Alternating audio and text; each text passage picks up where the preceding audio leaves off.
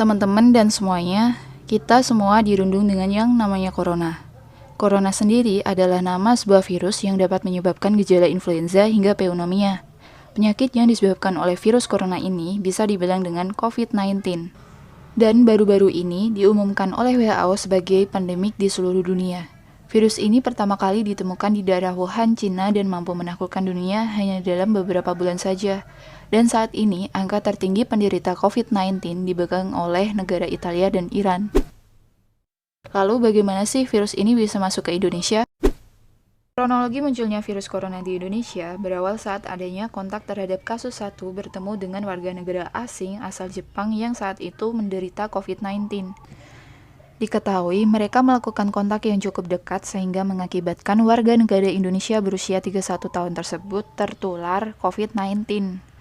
Kemudian kasus 2 terinfeksi virus corona saat sedang merawat anaknya yang kasus pertama yang sedang sakit. Lalu setelahnya banyak sekali kabar bahwa corona ini sudah masuk ke beberapa orang hingga terjadi merebaknya virus corona di Indonesia. Lalu pada tanggal 22 Maret menurut Kemenkes RI hingga saat ini sudah ada 514 orang positif COVID-19. Dengan kasus yang sebanyak itu kita juga harus takut, tapi jangan panik. Setiap hari ada aja kasus positif COVID-19 ini. So, kalau udah sampai sini, kita harus gimana sih? Di sini gue bakal menginformasikan apa sih gejala COVID-19 ini. Diketahui melalui CDC, orang yang mengidap COVID-19 ini memiliki gangguan seperti demam, batuk, dan sesak napas. So, kita sebagai manusia pastinya ingin mencegah penyakit itu ya kan?